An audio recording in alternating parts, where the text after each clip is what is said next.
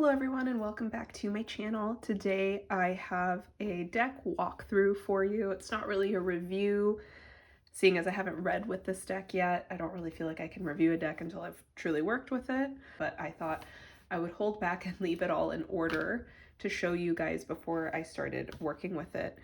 So this deck is something I was super excited for. This is Le Tarot Arthurien. Hopefully I said that somewhat correctly. I don't speak French. This is a French deck if you haven't heard of it before. So this deck is by Duval with illustrations by Tourian.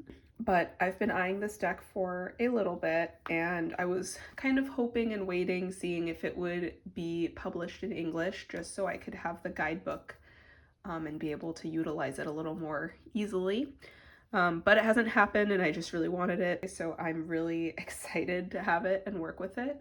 I'm really into Arthurian legend and that interest has only grown and expanded with time, and I've really wanted an Arthurian based tarot deck. I have a couple oracle decks, but tarot was something I had not added to my collection yet, and I had eyed a couple different decks in this realm, but I had not found anything that I was super drawn to until I found this deck. And I just really love this style of artwork. I was completely drawn to this deck, and even though I have not read with it yet, I truly do feel like this is one of those soul decks for me personally. I feel like that's where we're headed with this one. Anyways, if you're interested in seeing the cards, keep watching and let's get into it. So the packaging is kind of standard, feels very nice, looks kind of like a book. It did get a little banged up in transit, it seems, which, by the way, if you're interested in getting this, you can get it on Amazon. That's where I found it. It's available through Amazon France as well. I'm not really sure what that path to getting it looks like. I don't know if it takes longer or if you have to worry about customs fees possibly being incurred or anything like that. I'm not sure how that works. So you can certainly find it. It's just a little pricier. And obviously it is in French, but obviously nowadays we have a lot of translation apps and tools at our fingertips. So this shouldn't be too big of a, block in your way of accessing the information in the guidebook if you really want it. It just is going to be a couple more steps than you're used to. So same magnetic closure as most of these decks. It says something in French here I have yet to translate. And then we have a huge guidebook. So I'm really bummed this is in a language I don't speak. It is also in full color, which is really nice. And the color of the pages is really nice too. Not going to spend much time on this since it is in French, but it's there. And if you have a way to translate, it should still be a usable resource for you. So then we have this gold satin ribbon and then cards.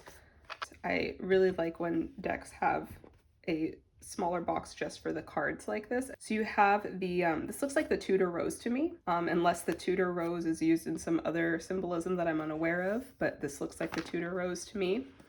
You have the exact same cover here, just on a smaller scale. And then there's that Tudor rose again on the inside of the box, on the back of the cards, and at the bottom of the box as well. And you have gold gilding. I only think I own one other deck that comes to mind that has gold gilding, and this is much higher quality. It's more of a satiny gold finish. The sheen is much nicer, and it doesn't seem to rub off on my hands the way that some gold gilding can. My other deck that I have, it's an oracle deck that has gold gilding. When I first got it, all the cards were like clumped together and I had to kind of break the cast of the gilding and slightly damage some of the cards in the process. This, obviously, they're all very much free, separated from one another. So that's not an issue here. So I can tell that the quality of this gilding is definitely much nicer. The cardstock is really nice as well. There's no gloss to this. It is kind of a matte satin, I would say. And let's go ahead and get into the cards themselves. So they're all going to be in order since I have not read with this deck yet. The Magician in this deck is really beautiful, but this next sequence of a couple cards here, the Magician, the High Priestess, and the Empress are all cards that I really, really love in this deck. I think they're all just done so beautifully. but I just love this kind of soft, ethereal, majestic, mystical feeling that these cards evoke. I love this Hierophant card. I think this is one of the coolest Hierophant cards I've ever seen. And I feel that way about a lot of the cards in this deck. I feel like a lot of them are some of the coolest or some of my personal favorites I've ever seen, like this Lovers card. One of my personal favorites I've ever seen, and I just love it. One of my favorite things about a deck is when you feel like you're being transported to another world or another realm, another place in time even. And this deck really has that energy and that feeling. I haven't even worked with it yet and I feel that. So I think that's why I'm so drawn to it. This is probably, again, my favorite Justice card I've ever seen, with the Knights of the Round Table, all of their swords pointing in on the Holy Grail Cup. Absolutely stunning. I love this. I love the idea of the Knights of the Round Table for the Justice card. Incredible Hermit card. I mean, this is one of those decks that I could just sit here and just like ooh and ah over every single card, but I won't do that for the sake of the video. I love the use of color. Overall, throughout this deck, you'll see that the use of color is very powerful. This is, again, this Death card is fantastic. I love this. I think it's the perfect choice for an Arthurian deck to have King Arthur being taken to Avalon or having his body taken to Avalon. It's just a very powerful, very beautiful, somber Death card.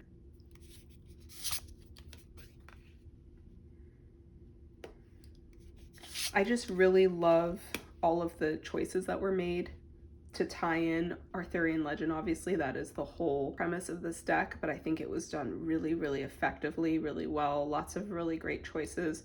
The Tower card having the two dragons fighting, I think this is perfect.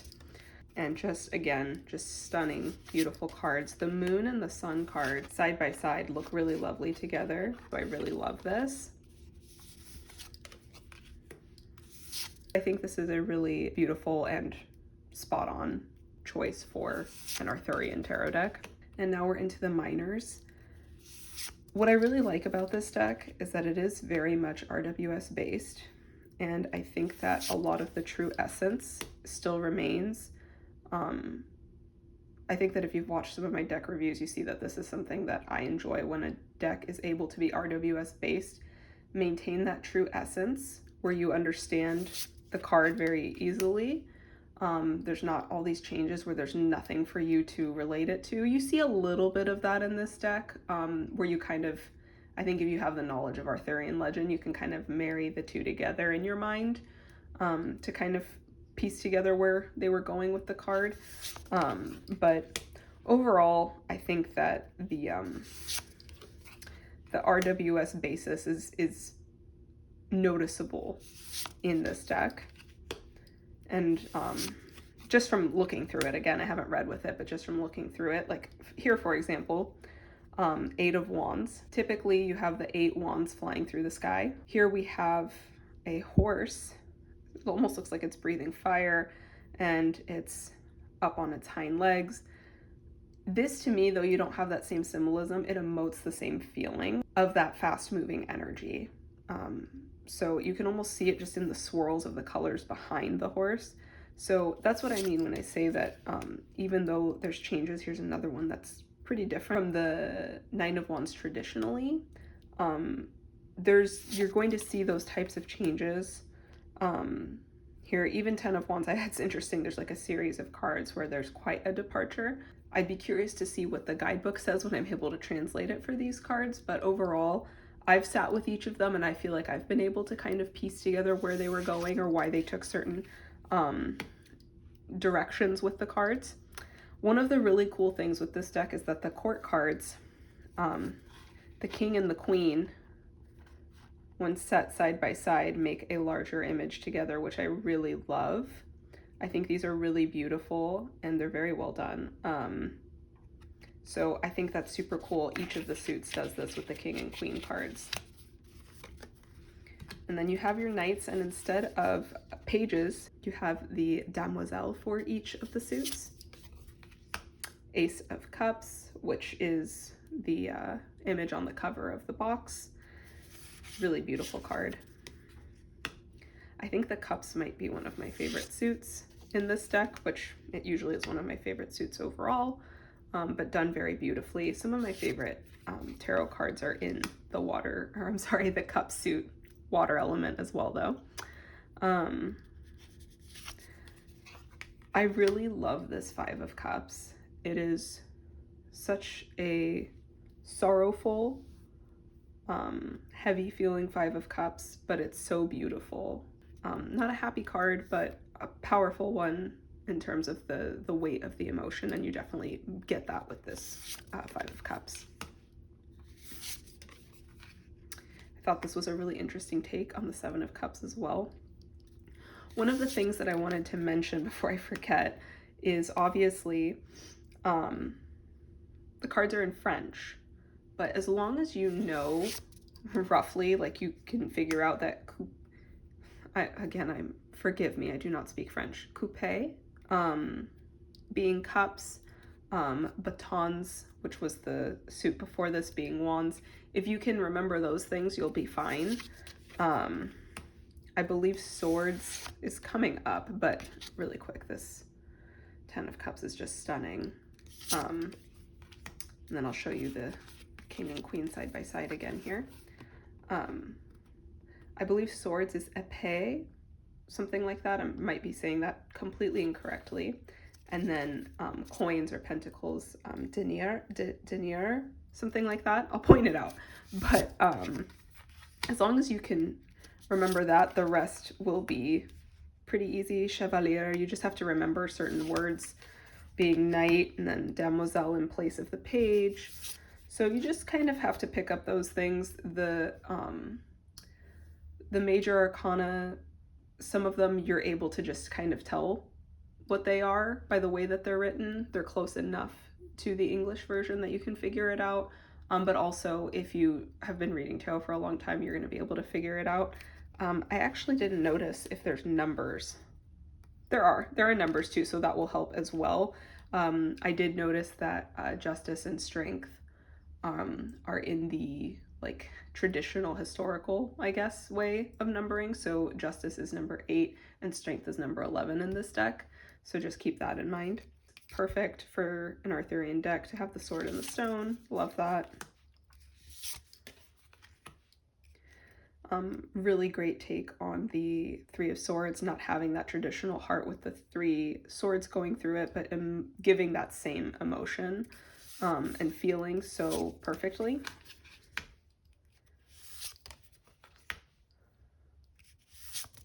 Lots of very expressive faces in this deck. This is something else that I personally appreciate when a tarot deck has it, when you're able to really just kind of, you can see the kind of mischievous look on his face here for the Seven of Swords. It's perfect. I really love when decks have those very expressive faces. I think it really helps kind of plug you into the feeling or the energy of the card. Here we are again with the King and Queen. I really love the King and Queen of Swords in this deck because they're playing chess together. I love that. It's perfect.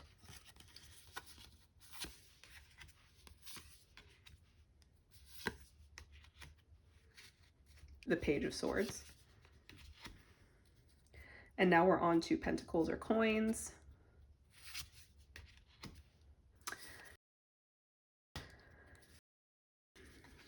Another really lovely suit here.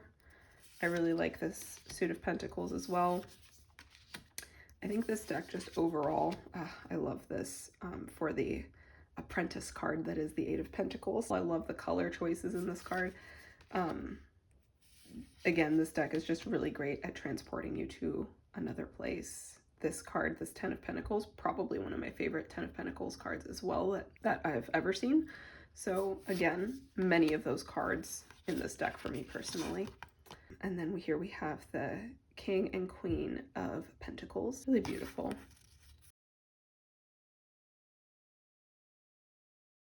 So that is all of the cards. Lots of really wonderful choices that just really pull you into the world of Arthurian legends so beautifully. So I'm super, super excited about working with this deck. I would love to hear your thoughts below if you would like to share them.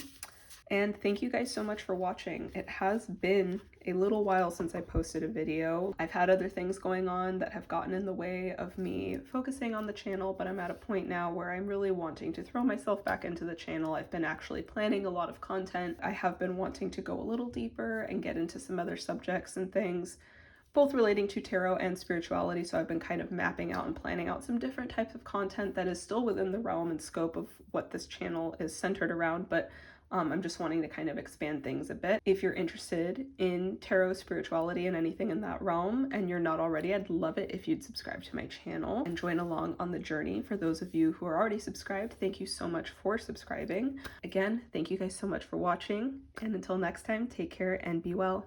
Bye.